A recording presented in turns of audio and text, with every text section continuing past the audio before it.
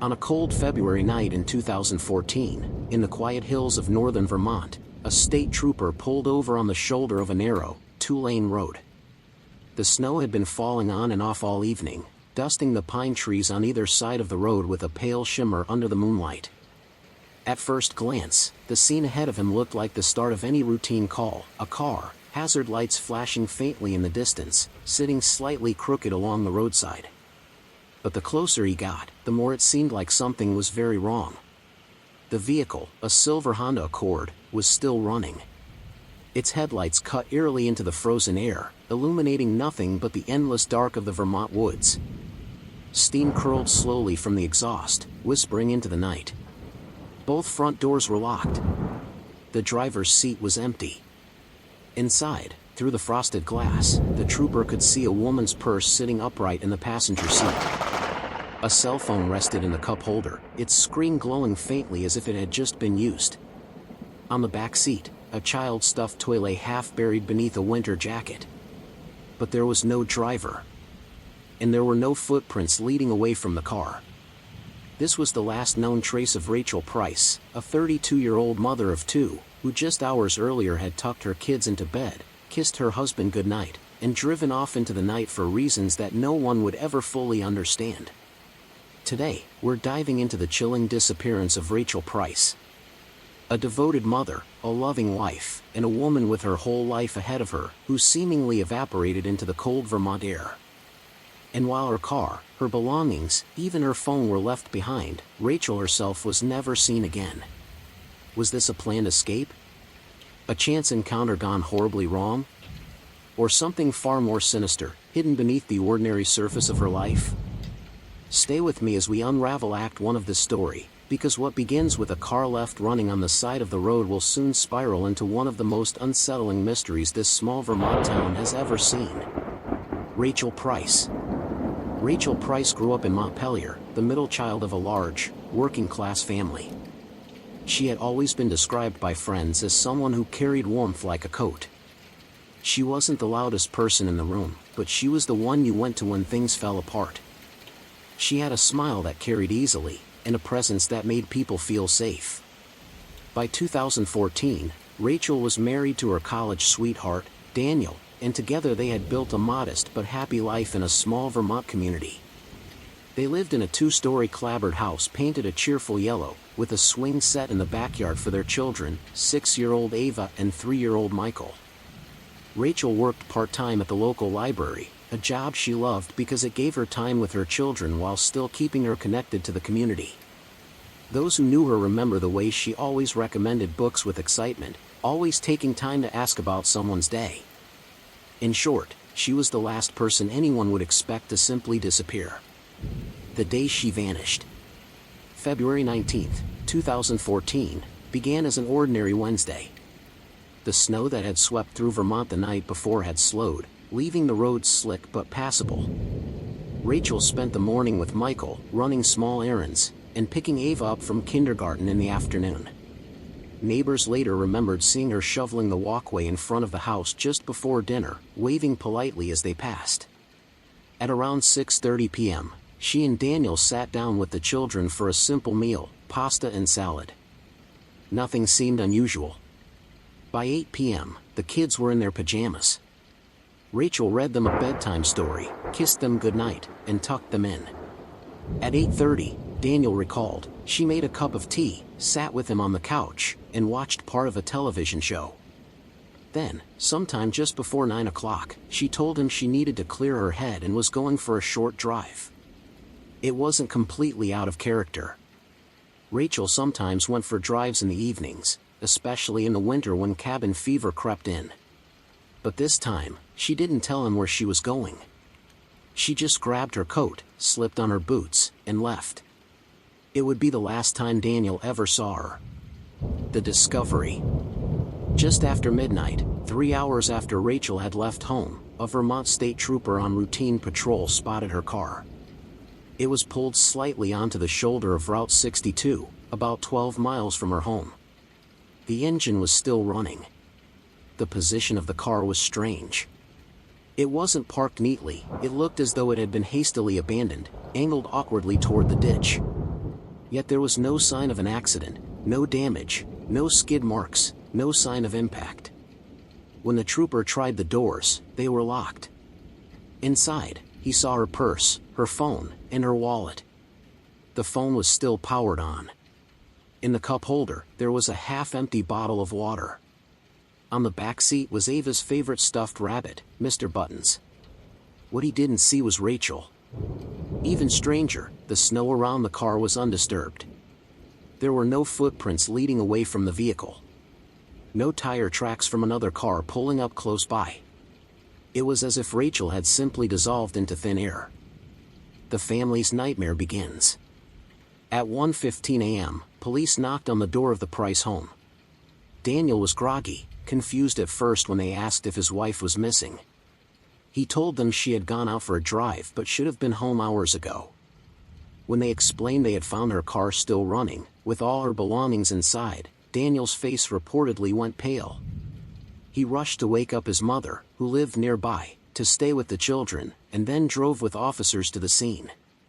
There, on the side of Route 62, Daniel saw the surreal sight for himself, Rachel's car, idling in the night, lights spilling across the empty snow.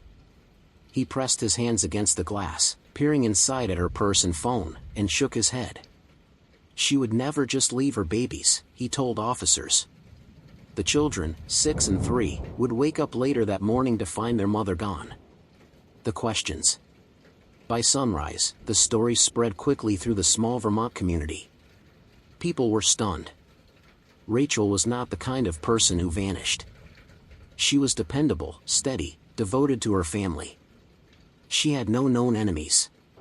No financial troubles. No reason to disappear. But the evidence at the scene raised more questions than answers. If Rachel had decided to leave on her own, why take nothing with her? Why leave her purse, her wallet, her phone, all the essentials of daily life, sitting untouched in the car? If she had been abducted, how had it happened without any struggle, without any sign of disturbance in the snow? And why was the car left running, locked from the outside, as though someone had staged it that way?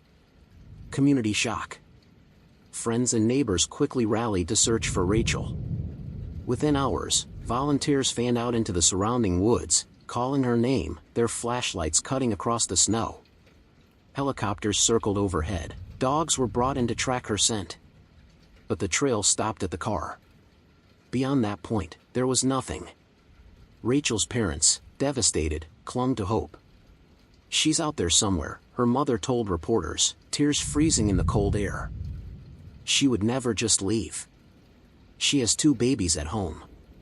Daniel was interviewed repeatedly, his face etched with exhaustion and fear.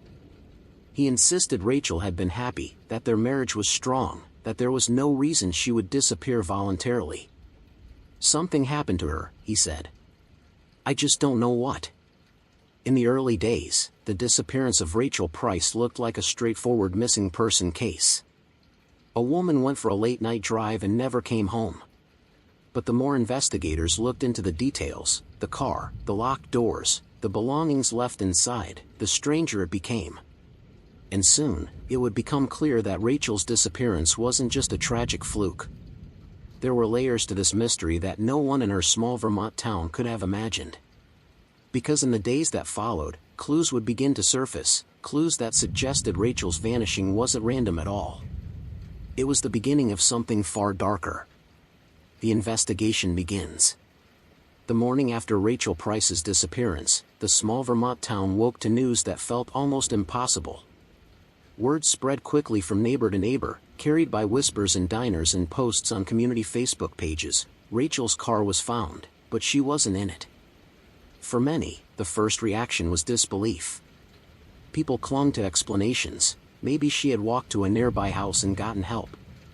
Maybe she had gone to visit someone and hadn't called. But as the hours passed, and Rachel failed to return, a heavy silence settled over the community. Something was wrong. The police response. By mid-morning on February 20th, Vermont State Police had launched an official missing person investigation. The area around Rachel's car on Route 62 was taped off. Photographs were taken, tire impressions noted, and forensic technicians moved carefully through the snow. what they found raised more questions than answers. The car had nearly a quarter tank of gas left, ruling out the theory that Rachel had simply run out of fuel. The doors were locked from the outside, but the keys were nowhere to be found. Investigators couldn't determine if Rachel had locked the doors herself or if someone else had. Inside, her wallet still held cash and credit cards.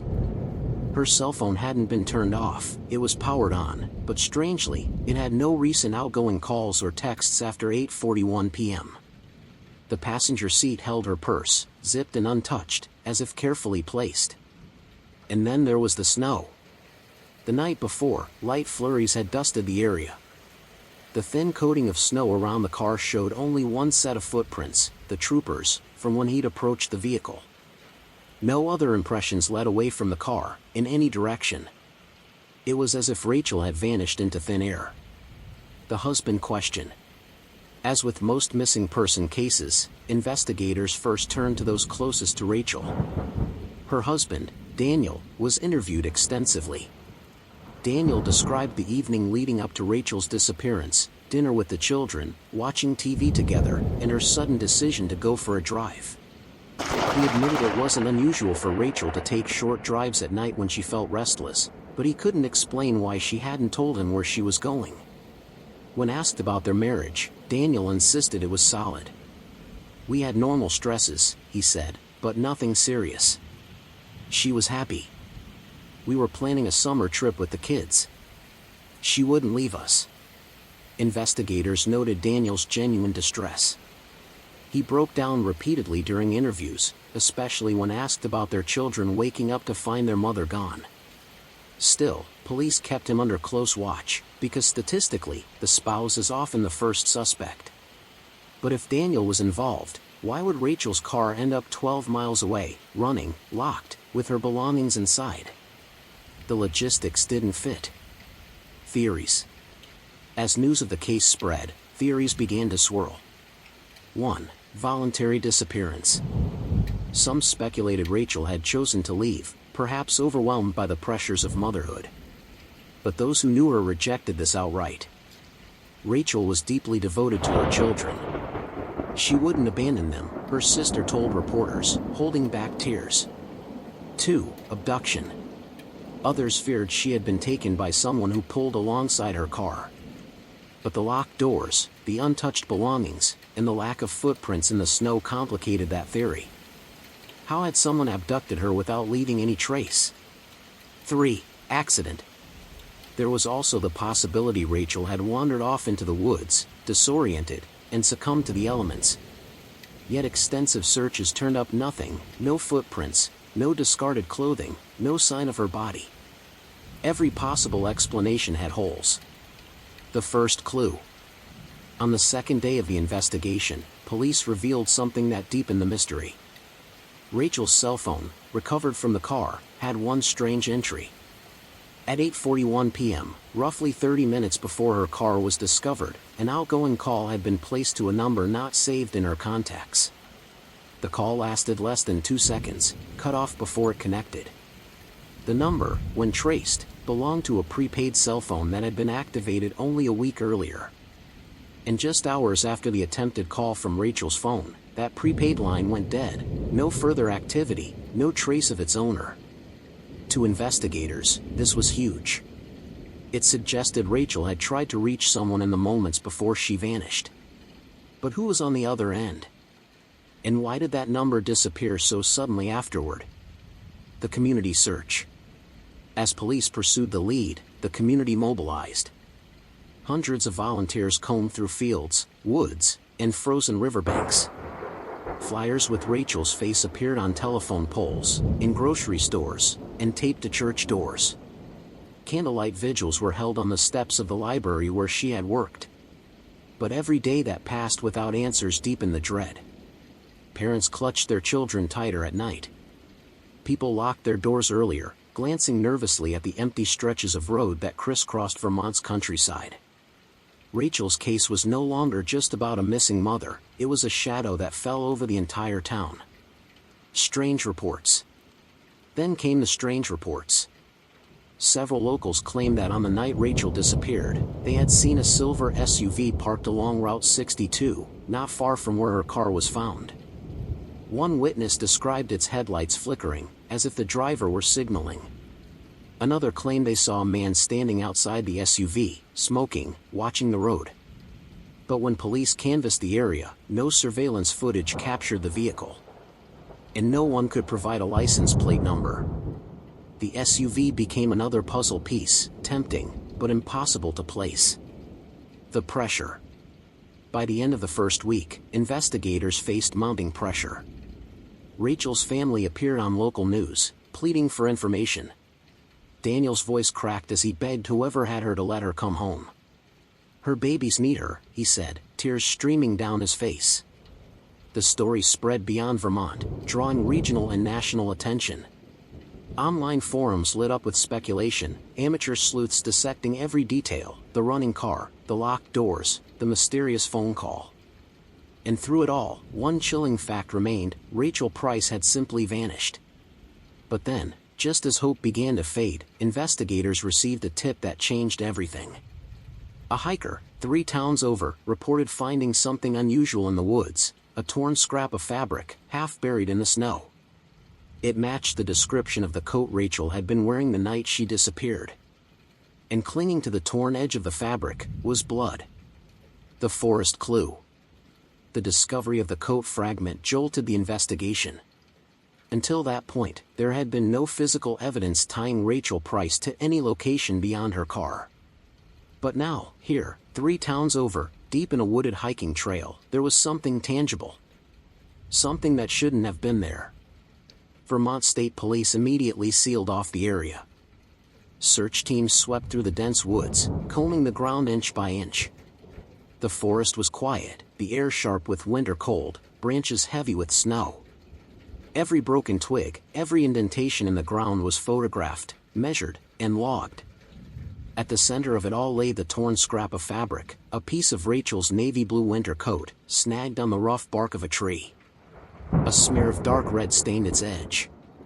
The sample was rushed to the state crime lab. Within 48 hours, the results were back. The blood belonged to Rachel. Emotional fallout. When police delivered the news to Rachel's husband, Daniel, he reportedly collapsed into a chair, burying his face in his hands. "She's hurt," he whispered, his voice breaking. "She's out there somewhere, hurt." For Rachel's parents, the confirmation was devastating. Until then, they had clung to the hope that she had simply walked away, that she might return on her own. But blood in the woods meant violence. It meant Rachel hadn't left by choice. Her mother sobbed openly in front of news cameras. "Whoever has her, please, just bring her back," she pleaded. She didn't deserve this. Her babies need their mother. The search expands. With renewed urgency, hundreds of searchers flooded the woods where the fabric was found. Volunteers trudged through knee-deep snow, dogs sniffed the ground, helicopters scanned from above. But despite days of effort, nothing else was recovered. It was as though the scrap of fabric had been left deliberately, like a breadcrumb, and the trail ended there. A sinister possibility. Investigators began to consider a chilling theory. Had Rachel's abductor planted the coat fragment on purpose? The bloodstain was small, not the kind one might expect from a life-threatening wound. Could someone have injured her slightly, torn her coat, and left the piece in the woods to mislead investigators? If so, it meant Rachel's disappearance was not random. It meant someone was playing a game. The man in the SUV. Attention returned to the reports of a silver SUV seen near Rachel's abandoned car the night she vanished. Witnesses described a tall man, possibly in his 40s, smoking outside the vehicle. He was never identified. Weeks earlier, a library colleague of Rachel's recalled her mentioning a man who sometimes lingered in the parking lot after her evening shifts. Rachel had brushed it off, saying he made her a little uneasy but never described him in detail. Police began circulating questions. Was the man in the SUV the same one Rachel had noticed before? Was he watching her? The cell phone mystery. Meanwhile, investigators dug deeper into the prepaid cell phone Rachel had dialed just before disappearing.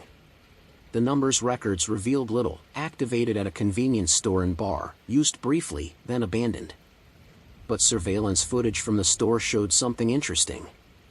A man in a dark parka and baseball cap purchased the phone, paying in cash. His face was obscured, but his build roughly matched the witness descriptions of the man by the SUV. The possibility was chilling. Had Rachel been lured into a trap by someone who planted that number, knowing she would call? The toll on the family. Back at home, the Price household was unraveling. Daniel, once steady, grew hollow-eyed and withdrawn. He struggled to answer his children's questions. When is mommy coming back? Did she go to heaven? Ava, 6, began leaving drawings by the window, pictures of her mother smiling, holding hands with her family, so mommy can see them if she comes home. Michael, too young to understand, cried at night, calling for his mother until exhaustion overtook him. The absence of Rachel was a wound that bled into every corner of their lives. The community's fear. The small Vermont town shifted uneasily. People double-locked their doors. Women refused to drive alone at night. Parents kept their children closer. The idea that someone, possibly someone local, had abducted Rachel and vanished into the woods struck fear into everyone. If it could happen to her, it could happen to anyone. Rumors spread like wildfire. Was there a serial predator in Vermont? Had Rachel stumbled across something she wasn't supposed to see? Or was this someone she knew, someone hiding in plain sight? The breakthrough. Then came the most unsettling development yet. A hunter, walking through another section of woods nearly 20 miles from where the coat fragment was found, stumbled across something odd, a makeshift campsite. The snow had partially buried it, but remnants were clear: a fire pit, food wrappers, and a discarded cigarette pack. Among the ashes was something that froze investigators when they arrived: a charred piece of paper, only partially destroyed. On it, faint but legible, was Rachel's name, Rachel P. written in black marker. What was this? A random coincidence? A cruel prank? Or had someone been living out in those woods, watching, waiting, leaving taunting traces behind? The campsite discovery shifted the investigation into darker territory. Because if someone had written Rachel's name and burned it, it suggested obsession. It suggested planning. And as investigators soon discovered, Rachel Price might not have been the only woman on that mysterious man's list. The shadow in Vermont. The discovery of the charred paper with Rachel Price's name jolted the case into new, more terrifying territory. For weeks, investigators had wrestled with the possibility that Rachel's disappearance was a random act of violence. But the paper changed everything. Someone had written her name. Someone had burned it. This was not random. This was deliberate. Theories multiply. Inside the Vermont State Police Command Center, detectives debated what the paper meant. Was it a ritual of some kind? A calling card? Or simply the work of a sadistic mind, someone taunting them with Rachel's fate? But one detective raised a possibility that silenced the room. What if Rachel wasn't the first? If the campsite belonged to the same man seen near Rachel's car, then maybe Rachel's abduction wasn't an isolated event. Maybe it was part of a pattern no one had pieced together yet. Old cases resurface. A review of missing persons in the region uncovered chilling parallels. 2015, Montpelier, Vermont, a 29-year-old woman, Hannah Wells, vanished after leaving her job at a cafe. Her car was later found parked by a trailhead. No trace of her was ever found. 2018, Concord, New Hampshire, Lindsay Carter, a 33-year-old nurse, disappeared after a late shift. Her car, too, was discovered still running in a grocery store parking lot. Like Rachel, her belongings were inside. 2020, Rutland, Vermont, Ashley Monroe, age 24, was reported missing after attending a night class. The last known sighting of her was security footage of a silver SUV driving past her car moments before she vanished. None of these cases had ever been solved. And now, with Rachel's disappearance, the similarities were impossible to ignore. The stalker angle. The prepaid phone Rachel had called before vanishing took on new meaning. Investigators theorized the man might have been using burner phones to contact or lure multiple women. Witnesses in earlier cases recalled strange men lurking near their cars, but details had been too vague to pursue. Now, detectives wondered if all those scattered accounts pointed to the same predator, an organized, calculating stalker who had been hunting women across Vermont and New Hampshire for nearly a decade. The strain on the Price family. As the investigation deepened, Rachel's family slipped further into despair. Her husband Daniel had become a shadow of himself. Reporters noted his gaunt face, his trembling hands. In one heartbreaking interview, he admitted, "I still hear her voice when I close my eyes. It's like she's calling from just out of reach. I don't know how to live like this." Her daughter Ava refused to sleep in her own bed, insisting she'd only rest by the front door so she could be the first to see Mommy come home. Neighbors brought food, volunteers flooded the streets with posters, but nothing filled the hollow space where Rachel's laughter used to be. The wrong suspect. Around this time, a man from a neighboring county was arrested after his ex-girlfriend reported him for stalking. He drove a silver SUV. He had a record of harassment. When police brought him in, the town breathed a sigh of relief. Finally, maybe, the monster had been caught. But within days, DNA and alibi evidence cleared him completely. The relief turned back into terror. The real predator was still out there. The man in the woods. One evening, just as the case was losing momentum, a hiker came forward with a chilling account. He reported seeing a man deep in the forest weeks earlier, tall, broad-shouldered, wearing a dark parka. The man was sitting alone near a fire, scribbling into a notebook. When the hiker got closer, the man snapped the book shut and stared silently until the hiker turned and left. Investigators scoured the area described by the hiker, but found nothing. No notebook. No trace. Just the eerie impression that someone had been there, watching. The breaking point. By now, the community's fear was boiling into anger. At town meetings, residents demanded answers, accusing police of dragging their feet. Parents begged for more patrols, for more transparency. And in the middle of it all, Rachel's family sat broken, the focus of every headline. Their private grief turned into public spectacle. One evening, Rachel's father made a desperate plea on live television. "If this man is watching this, if you're the one who took my daughter, know this, we will never stop. We will not rest until Rachel is home. And you will be found." A new discovery. Then came the most disturbing clue yet. While canvassing a wooded backroad near where Rachel's coat fragment had been found, a volunteer searcher stumbled across a small metal box, half buried in the snow. Inside were photographs. At least a dozen. They were of women. Different women, in different settings, grocery store parking lots, gas stations, walking alone on sidewalks. Some were grainy, clearly taken from a distance. Others were close-up, almost intimate. And among them, unmistakably, was Rachel. In one photo, she was pushing a shopping cart with Ava sitting inside. In another, she was leaving the library, her face lit by the glow of her phone. The box confirmed everyone's worst fear: Rachel had been watched. For months, maybe longer.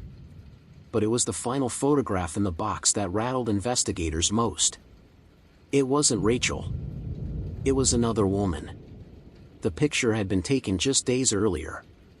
Which meant, whoever this predator was, he wasn't done. He was still out there. Still watching. Still hunting. The Watcher. The discovery of the box of photographs changed everything. Until that moment, Rachel Price's case, though terrifying, could have still been explained as an isolated crime. But the box, with its dozen snapshots of different women, told a darker truth. Rachel's disappearance was part of a larger, calculated pattern. Someone had been watching her. Following her.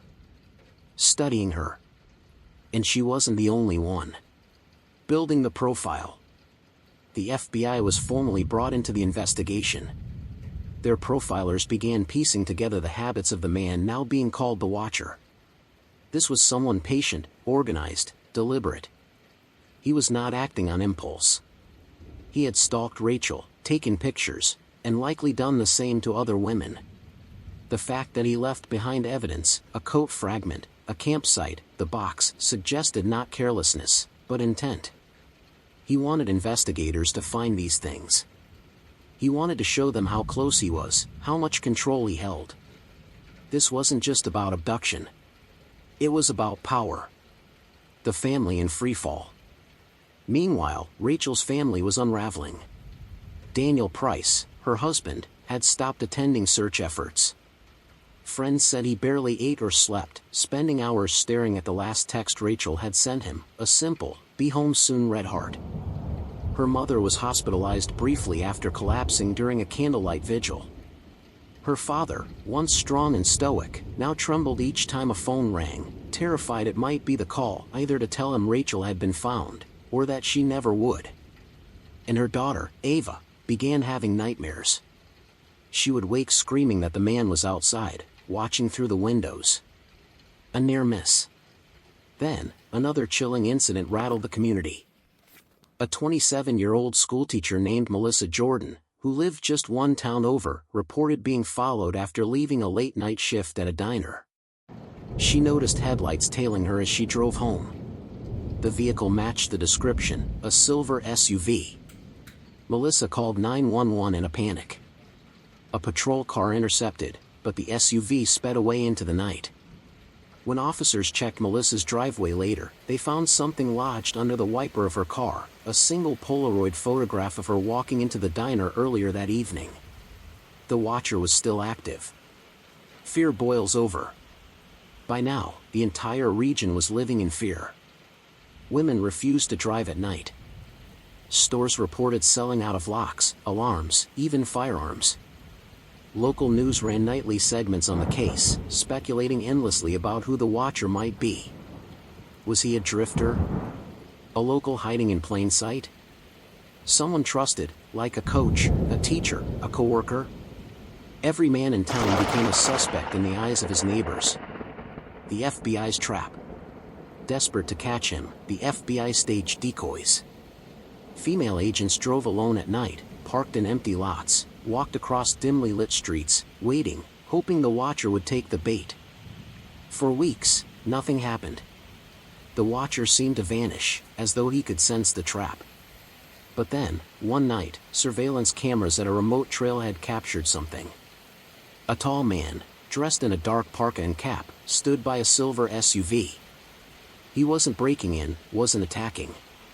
He was simply standing there, staring directly at the camera, as if he knew he was being watched. And then, just as calmly, he got into the vehicle and drove away. The license plate had been covered. The spiral of helplessness. For Rachel's family, the sighting crushed what little hope remained. "He's taunting us," Daniel said in a trembling voice. "He wants us to know he's still out there, and he has her. And we can't stop him." Rachel's mother stopped giving interviews, saying she couldn't bear to repeat her pleas into the void anymore. The case was slipping into cold case territory, even as everyone knew the predator was still at large. The cabin. Then came the breakthrough no one expected. A hunter in the Green Mountains stumbled across a small, decaying cabin deep in the woods. When police arrived, they found it abandoned. But inside, the scene was chilling. On the walls were dozens of photographs. Women. The same women from the metal box. Some photos were decades old, yellowing at the edges. Others were recent, printed on fresh paper. Pinned among them was Rachel Price. But what froze investigators was a calendar on the wall. Dates were circled in red. Each circle matched the day one of the missing women had vanished. And the last date circled? December 12, 2022, the day Rachel Price disappeared. But there was something else in that cabin. In a locked drawer, investigators found a notebook. Its first page was a chilling manifesto. "They are mine. They always have been." The following pages listed names. Not just Rachel. Not just the other missing women. But names of women who were still alive. Including Melissa Jordan, the teacher who had nearly been followed home. And Ava Price. Rachel's 6-year-old daughter. The Watcher wasn't finished. His obsession wasn't only with Rachel, it was with her family. The Watcher strikes back. The discovery of the notebook shook the investigation to its core. Up until then, the Watcher had been a shadow, seen only in glimpses, inferred through his trail of photographs and eerie clues. But the notebook made one thing clear: he wasn't done. And his obsession had extended beyond Rachel. Her daughter Ava's name scrawled in that book was more than a warning. It was a promise. The lockdown. The FBI immediately moved the Price family into protective custody. Ava was pulled out of school. Daniel and the children were housed in a safe location under 24-hour guard. Reporters camped outside police stations, hungry for details. Officials released carefully worded statements: the safety of the Price family remains our top priority. Behind the scenes, though, agents admitted they had no idea how far the Watcher would go. The chilling truth was whispered among investigators: predators like this rarely stopped on their own. They only stopped when caught. Or killed. Cracks in safety. But even under protection, the fear seeped in. One night, while Ava slept fitfully in a hotel room with her grandmother, Daniel stood by the window, staring out at the dark parking lot. That's when he saw it. A man, tall, wearing a dark parka, leaning against a lamppost. Daniel's heart slammed in his chest. He called for agents. But when they stormed outside, the man was gone. All they found was a cigarette still burning, left smoldering on the pavement. The Watcher was reminding them, no matter where they went, he could find them. The message. Days later, a package arrived at the police command center. No return address. Inside was a small USB drive. On it was a single video. The footage was grainy, but the content was unmistakable: Rachel Price, alive. She sat in a chair in what looked like a dimly lit basement. Her hair was tangled, her face pale, but her eyes, her terrified eyes, stared straight into the camera. In a trembling voice, she whispered, "He's watching. Don't stop looking." Then the screen went black. Shockwaves. The video sent shockwaves through the investigation. For the first time since December, there was proof Rachel was still alive, at least when the video was filmed. But it raised more questions than answers. Where was she? When had it been recorded? Why would the Watcher send it at all? Some agents believed it was a trap, designed to manipulate the family and police. Others thought it was a message, proof of his control. For Rachel's family, though, it was hope. Painful, fragile hope. "She's alive," Daniel sobbed when agents showed him the footage. "She's alive. We just have to find her." The net tightens. Investigators pored over every frame of the video. A faint hum suggested machinery nearby. A pipe visible behind Rachel hinted at a basement or industrial space. The way her breath hung in the air meant the room was cold, unheated. And then came the detail that sent chills down spines. On the wall behind her, barely visible, was a calendar. And the date circled wasn't December 12th, the day she disappeared. It was February 14th, Valentine's Day. The video was recent. The escalation.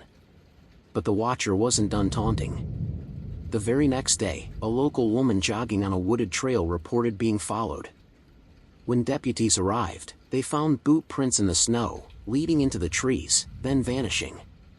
Tucked under a log near the trail was another photograph. This time, it wasn't of Rachel or Melissa. It was of one of the FBI decoy agents. The Watcher had spotted their trap. And he was mocking them for it. The breaking point. By now, investigators were stretched thin. Leads poured in, each one turning into dead ends. Residents reported suspicious vehicles, shadowy figures, strange knocks at night. The Watcher seemed to be everywhere and nowhere at once.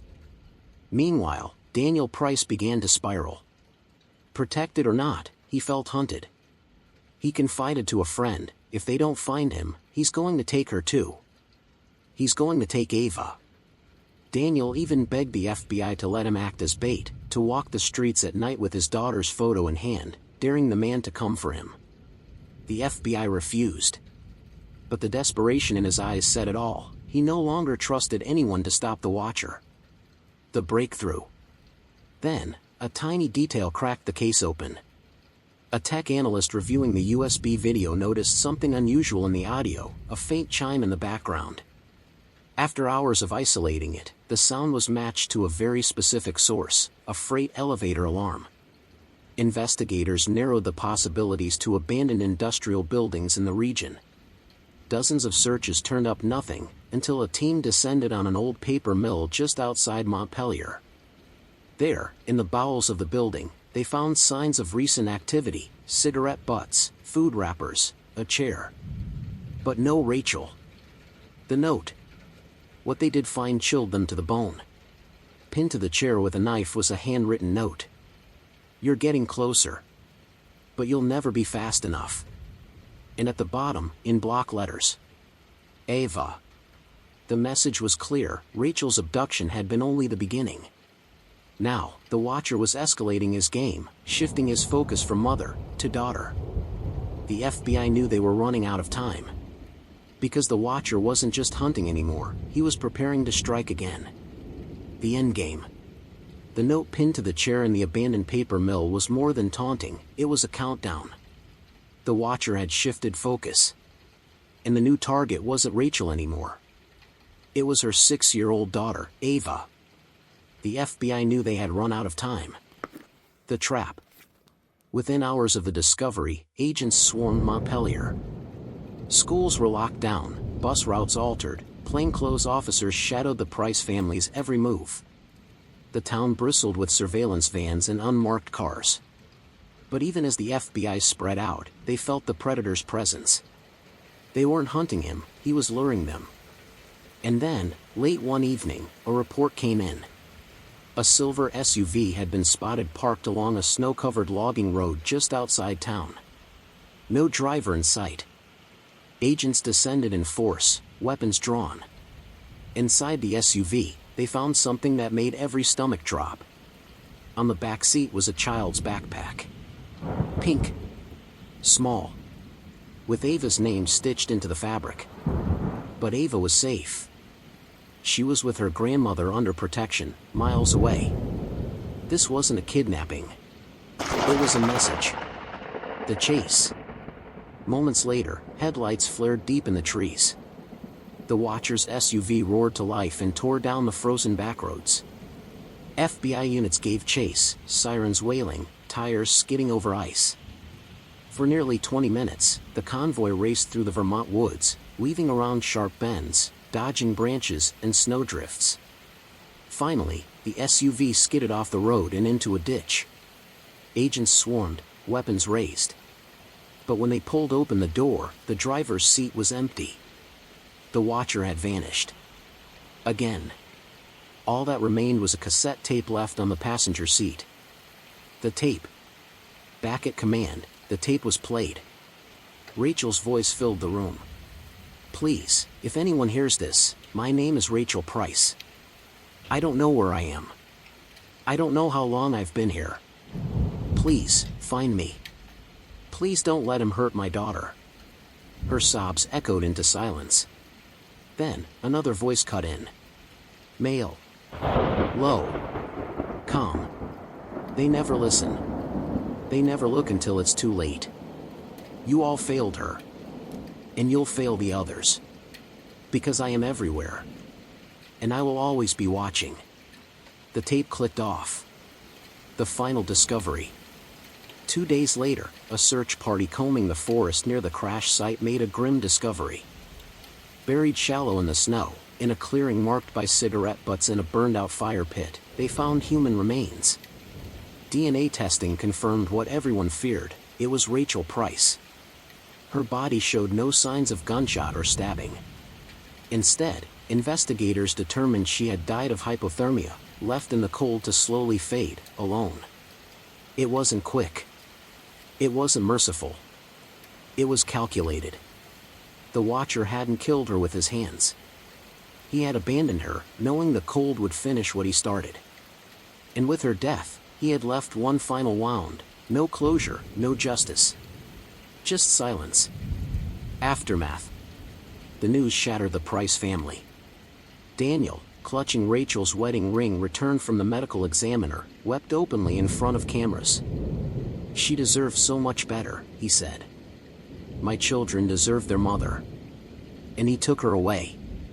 The FBI vowed to continue the hunt. They released sketches, descriptions, timelines. But months passed, and no arrest was made. The Watcher melted back into the shadows. And Rachel became another name on a growing list of women stolen by a predator who refused to be caught. The haunting. To this day, locals in Montpelier say they feel it, the weight of his presence. Hikers claim to find cigarette butts on trails, Polaroids tucked under logs, footprints vanishing into the trees. Every silver SUV that drives through town sparks unease. Every strange man in a dark parka is met with wary eyes. Because the truth is, the Watcher was never captured. And if Rachel's story proves anything, it's that he's still out there. Watching. Rachel Price's story is tragic, but it should never be forgotten. She was a mother, a daughter, a friend, someone who deserved to grow old, to watch her children grow up. But her disappearance, and the shadowy figure behind it, remains a reminder: danger doesn't always come from strangers far away. Sometimes, it's right outside your window. So if you ever feel like someone is following you, if you ever notice a car lingering one time too many, if you ever get that gut feeling that something isn't right, listen to it. Speak up. Call someone. Tell the police. Because Rachel never got the chance to be saved. But maybe, someone else still can.